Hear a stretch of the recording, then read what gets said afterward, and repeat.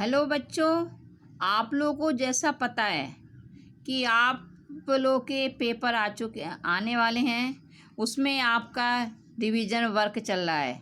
आज मैंने पाठ आप लोगों को पढ़ाया है बाल गोविंद भगत, उसका मैं पुनर्अभ्यास जो है करवा रही हूँ।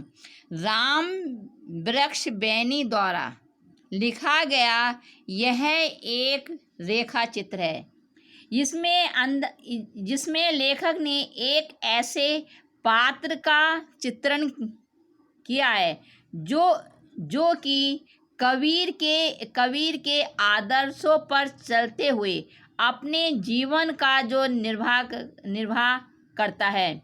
ग्रामीण वातावरण और ग्रामीण संस्कृति का इस पाठ में जो है चित्रण है। बाल गोविंद भगत के बाह्य व्यक्तित्व से यह भी बताने का प्रयास किया है कि सन्यासी जीवन का जो आधार बाह्य व्यक्तित्व ही नहीं होता, अपितु मानवीय सरोकार होते हैं। इसमें बाल गोविंद भगत के बारे में बताया गया है। बाल गोविंद भगत लगभग 60 वर्ष के मझोले कद के गोरे चिट्टे व्यक्ति थे। उनके बाल पक चुके थे, अर्थात सफ़ेद हो गए थे। वह बहुत कम कपड़े पहनते थे। कमर पर एक लंगोटी मात और सिर पर कबीर पंथियों की सी टोपी लगाते थे। वह कबीर को साहब मानते थे। उन्हीं के गीतों को गाते और उन्हीं के आदर्शों पर चलते थे। वह झूठ नहीं बोलते और सबसे खरा व्यवहार करते थे। इसका अर्थ यह नहीं कि वे कोई साधु थे। उनका एक बेटा और एक पतोहू यानी कि पुत्र वधू थी। थोड़ी सी खेती बाड़ी और एक साफ सुथरा मकान था। उनका सबसे बड़ा जो गुण था वह था उनका मधुर कंठ और कबीर के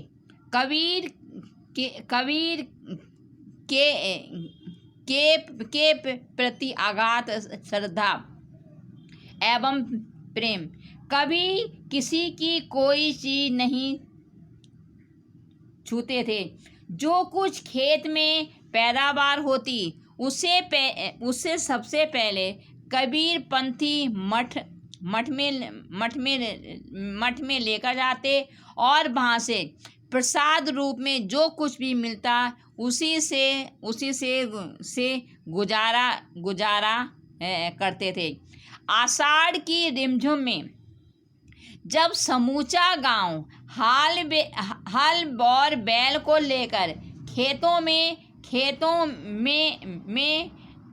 निकल पड़ता, बच्चे भी खेतों में उछल कूद कर रहे होते, उसी समय सबके कानों में एक मधुर संगीत लहरी सुनाई देती।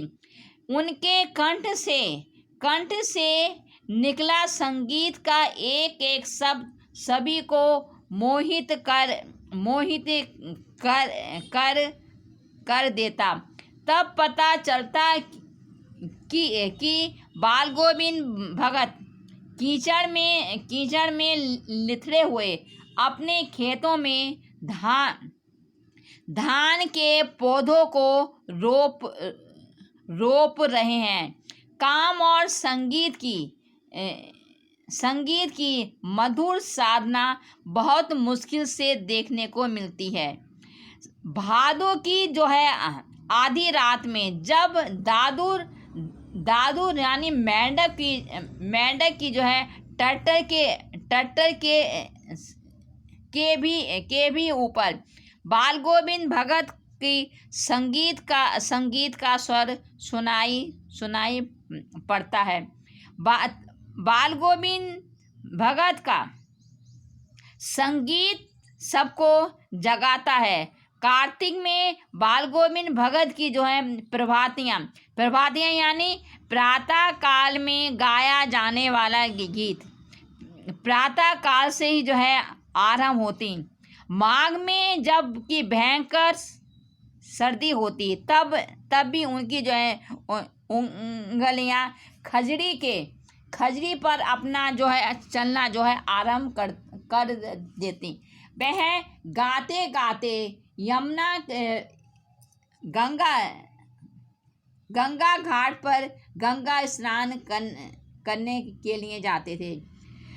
बाल गोविंद भगत की संगीत साधना का चरम उत्कर्ष उस दिन देखने को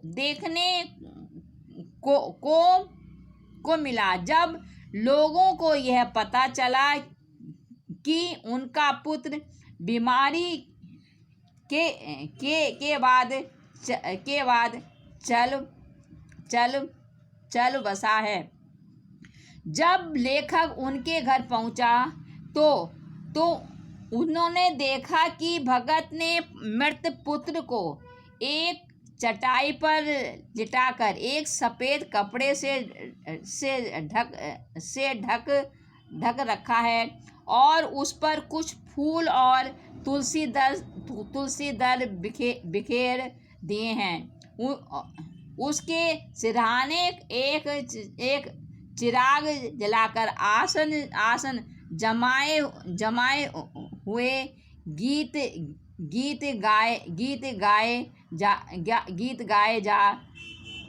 गाए जा रहे हैं। पतोहू को भी रोना भूलकर उत्सव मनाने को कहते हैं, क्योंकि उनका मानना है कि उसकी आत्मा परमात्मा के पास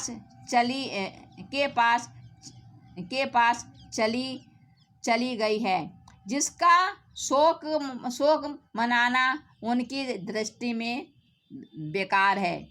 बाल गोविंद भगत कोई समाज सुधारक नहीं थे, किंतु अपने घर में उन्होंने समाज सुधारकों जैसा कार्य किया। अपनी पतोहू से अपने पुत्र की चिता को जो है आग दिलवाई। श्राद्ध की अवधि पूरी होने पर पतोहू के भाई को बुलाकर भेजते हुए कहा कि इसका पुनर्विवाह कर देना, अभी यह जवान है।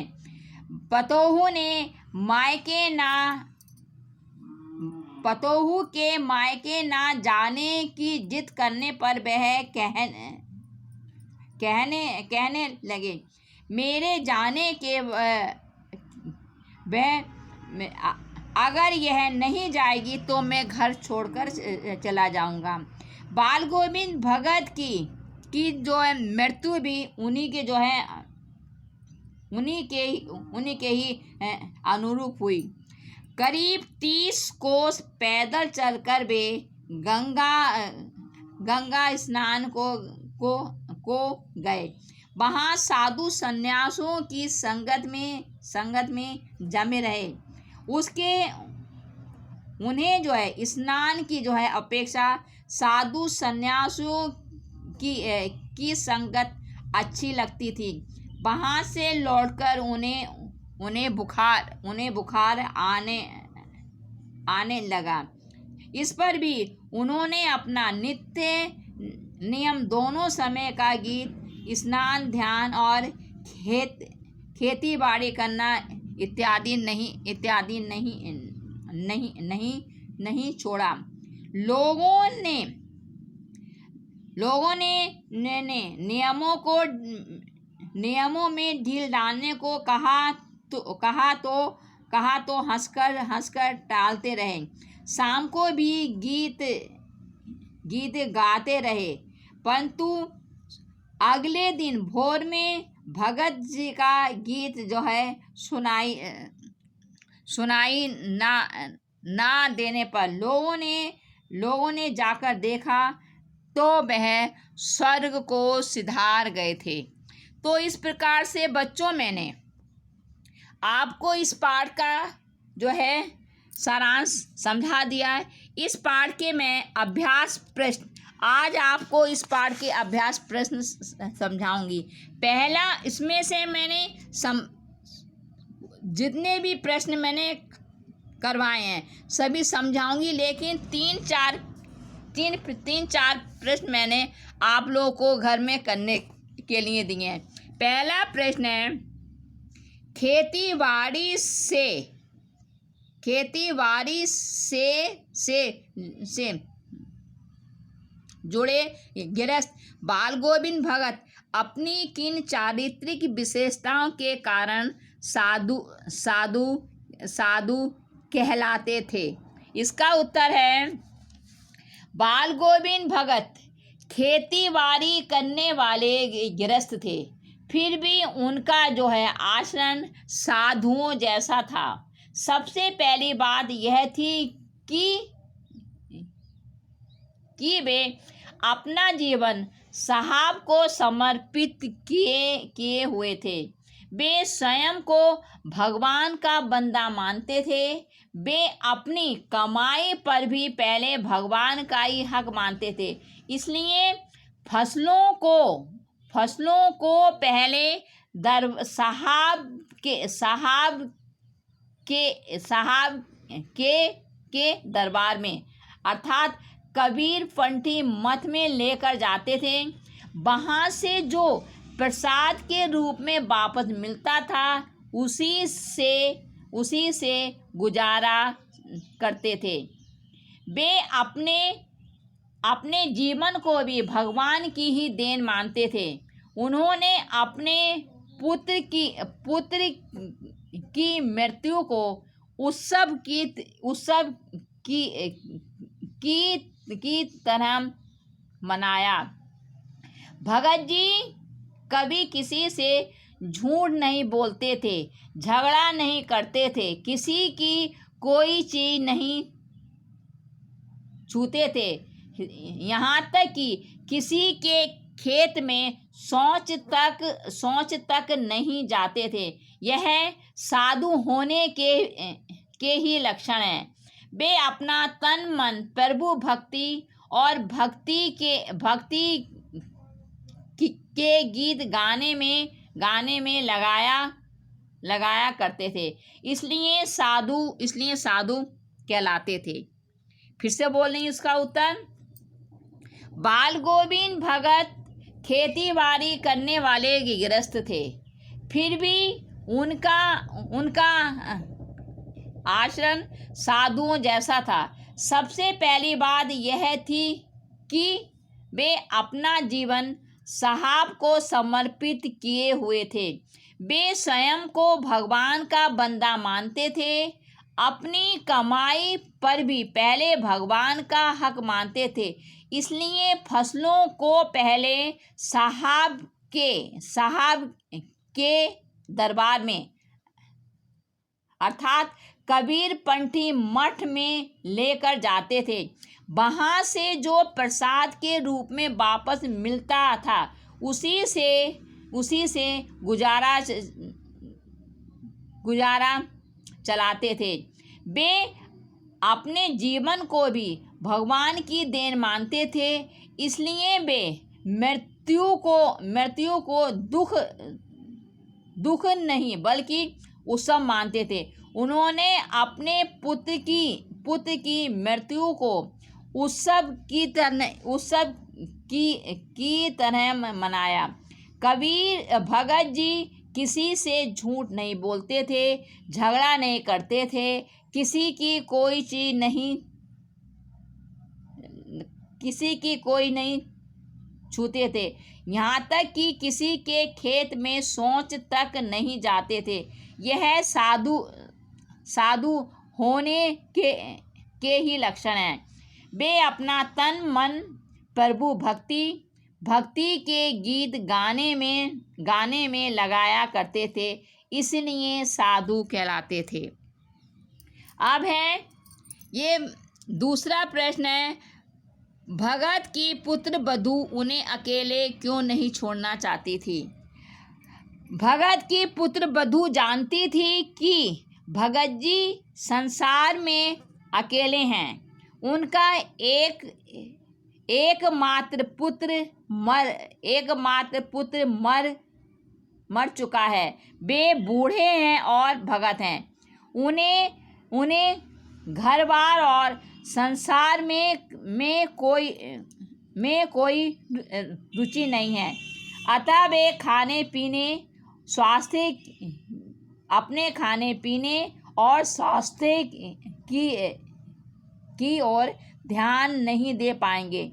इसलिए वह सेवा भाव से उनके चरणों की छाया में अपने दिन बिताना चाहती थी। वह उनके लिए भोजन और दवा आदि का प्रबंध करना चाहती थी। अब है तीसरा प्रश्न, जो लिखा है कि चौथा प्रश्न, तीसरा आपको नहीं करना। चौथा प्रश्न है, भगत के व्यक्तित्व और उनकी वेशभूषा का अपने शब्दों में चित्र प्रस्तुत कीजिए। भगत जी गृहस्थ, इसका उत्तर है भगत जी गृहस्थ होते हुए भी सीधे साधे सरल भगत साधु थे। उनकी आयु 60 वर्ष से ऊपर थी। वे मझोले कद के गोरे चिट्टे आदमी थे। उनके बाल सफेद हो गए थे। उनका चेहरा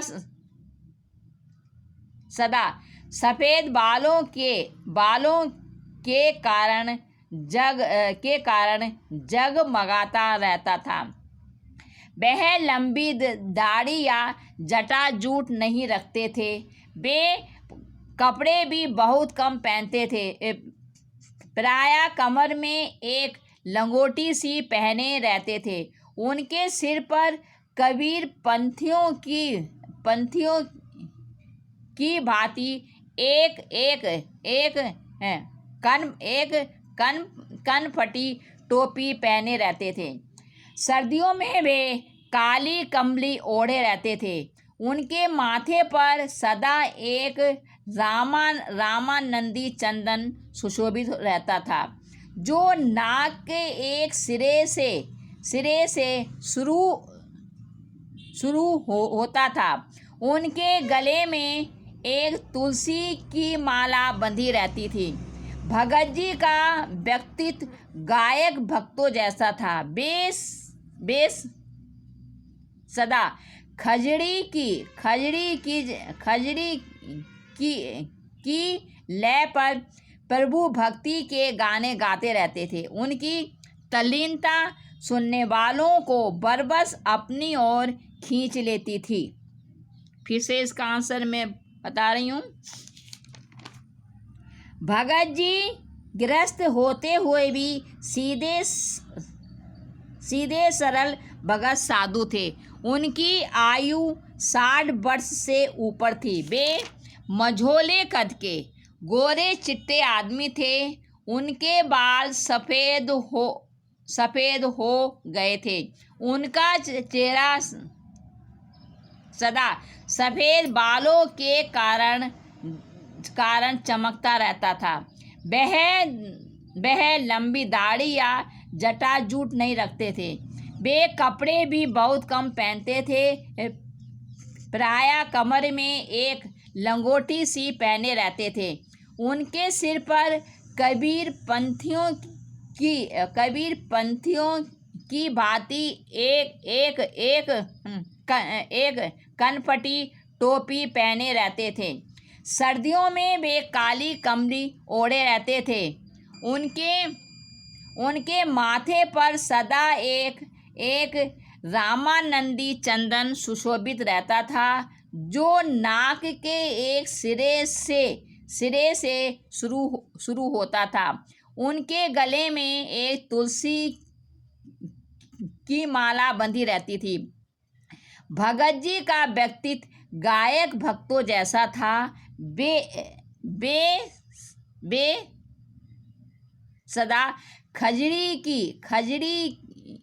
की लय पर प्रभु भक्ति के गाने गाते रहते थे। उनकी तल्लीनता सुनने वालों को बरबस अपनी ओर खींच लेती थी। अब है फिर फिर है प्रश्न है पाठ के आधार पर बाल गोविंद भगत के मधुर गायन की विशेषताएं लिखिए। बाल गोविंद भगत प्रभु भक्ति के मस्ती भरी गीत गाया करते थे। उनके गानों में सच्ची पुकार होती थी। उनका स्वर इतना मोहक, ऊंचा और आरोही होता था कि सुनने वाले मंत्र मुग्ध हो जाते थे। औरतें उस गाने को गुनगुनाने लगती थीं। खेतों में काम करने वाले किसानों के हाथ और पांव एक विशेष लय में चलने लगते थे। उनके संगीत में जादुई प्रभाव था। वह मनमोहक प्रभाव सारे वातावरण पर छा जाता था। यहाँ तक कि घनघोर सर्दी और गर्मी की जो उमस भी उन्हें डिगा नहीं पाती थी। फिर है प्रश्न आपकी दृष्टि में भगत की कबीर पर अगाध श्रद्धा के क्या कारण रहे होंगे। हमारी दृष्टि में भगत सरल हृदय किसान थे। वे कबीर की भक्ति से प्रभावित होते हुए होंगे। उन्हें कबीर की आवाज़ में सच्चाई नजर आई होगी। वह सच्चाई उनके हृदय में बैठ गई होगी। उन्होंने तब से अपनी आत्मा को कबीर के चरणों में झुका दिया होगा। उन्होंने कबीर को अपना गुरु मान लिया होगा। अतः अपने जीवन को उन्हीं के अनुकूल ढाल दिया होगा। अब है प्रश्न है कुछ मार्मिक प्रसंगों के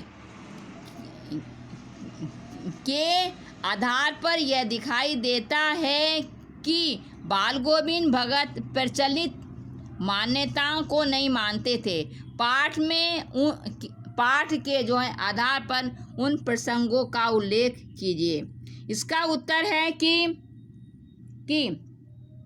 यह सत्य है कि बाल गोविंद भगत का अंतर मन ही उन्हें आदेश देता था। वे समाज की मान्यताओं पर विश्वास नहीं करते थे। समाज की मान्यता है कि पति की चिता को पत्नी आग नहीं दे सकती। पत्नी को चाहिए कि वह पति की मृत्यु के बाद विधवा बनकर सास ससुर की सेवा में दिन बिताए। बाल गोविंद भगत ने दोनों मान्यताओं के विरुद्ध व्यवहार किया। उन्होंने अपने बेटे की चिता को पतोहू के हाथों से ही आग दिलवाई। उसके बाद उन्होंने पतोहू के दूसरे विवाह के लिए उसे स्वयं उसके भाइयों के साथ उसके माँ के भेज दिया। बाल गोविंद भगत ने समाज की देखा देखी पुत्र की मृत्यु पर शोक नहीं मनाया। उन्होंने पुत्र की मृत्यु को परमात्मा से मिलन का उत्सव माना। उसे वे शोक मनाने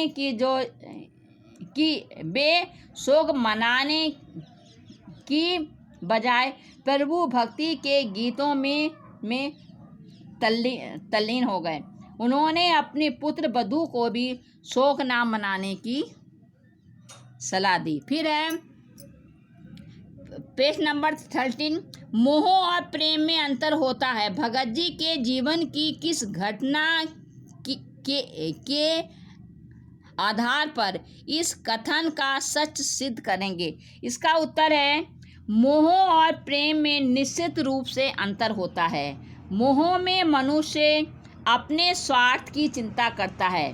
प्रेम में वह अपने प्रिय का हित देखता है। बाल गोविंद भगत ने व्यवहार से यह अंतर सिद्ध कर दिया। उन्होंने अपनी पुत्र पतोहू के प्रति मोह प्रकट ना करके प्रेम प्रकट किया। यदि वे उसे अपनी सेवा में रख लेते तो यह उनका मोह होता। उन्होंने पतोहू के भविष्य की चिंता की, इसलिए उसका जीवन सुधारने के लिए उसका दूसरा विवाह कराने की सलाह दी। इससे उनका प्रेम प्रकट हुआ, मोह नहीं। फिर से इसका उत्तर बोल रही हूँ मैं। मोह और प्रेम में प्रश्न है, मोह और प्रेम में अंतर होता है। भगत के जीवन की किस घटना के जो आधार पर इस कथन का सच सिद्ध करेंगे? मोह और प्रेम में निश्चित रूप से अंतर होता है। मोह में मनुष्य अपने स्वार्थ की चिंता करता है। प्रेम में वह अपने प्रिय का हित चाहता है। बाल गोविंद भगत ने अपने व्यवहार से यह अंतर सिद्ध कर दिया। उन्होंने अपनी बहू के प्रति मोह प्रकट ना करके प्रेम प्रकट किया। यदि वे उसे अपनी सेवा के लिए रख लेते तो यह उनका मोह होता। उन्होंने पतोहू के भविष्य की चिंता की, इसलिए उसका जीवन सुधारने के लिए उसका दूसरा विवाह करने की जो सलाह दी। इससे उनका प्रेम प्रकट हुआ, मोह नहीं। तो बच्चों, ये मैंने आपको इस पाठ के अभ्यास प्रश्न फिर से करा दिए, लेकिन मैंने जो आपको होमवर्क में दिए हैं, जो आपको वर्क करना है, उसमें केवल मैंने तीन ही प्रश्न दिए हैं। पहला प्रश्न मैंने दिया है, खेती बाड़ी से जुड़े बाल गोविंद भगत अपनी किन चारित्रिक विशेषताओं के कारण साधु कहलाते थे? दूसरा प्रश्न दिया है, भगत के व्यक्तित्व और उनकी वेशभूषा का अपने शब्दों में चित्र प्रस्तुत कीजिए। तीसरा प्रश्न मैंने दिया है, मोह और प्रेम में अंतर होता है। भगत के जीवन की किस घटना के जो है आधार पर इस कथन को सच सिद्ध करेंगे? तो यह तीनों प्रश्न मैंने आपको पहले भी करा दिए, लेकिन आप पूरे प्रश्न आपको नहीं करने हैं, केवल 3 प्रश्न ही आपको अपनी उत्तर पुस्तिका में लिखने हैं। तो इस प्रकार से बच्चों मैंने बाल गोविंद भगत जो आपका चैप्टर है, इसका मैंने पुनर्अभ्यास करा दिया है। एक प्रकार से जो चैप्टर आप लोग के एग्जाम में आ रहे हैं, सभी का मैंने जो रिवीजन करा दिया है। अब इसकी मुझे उम्मीद है कि मैंने आपको सूर के पद के अर्थ मैंने लाइव क्लास में समझा दिए हैं, बाकी सब मैंने, और आपको जो प्रश्न जो हर उत्तर बिना जो है ईमानदारी से आपको ये पेपर देने हैं। नकल करके करने से कोई फ़ायदा नहीं होगा। इसके साथ ही में अब आपको ये 3 प्रश्न आप लोग मुझे लिख के भेज देना। धन्यवाद।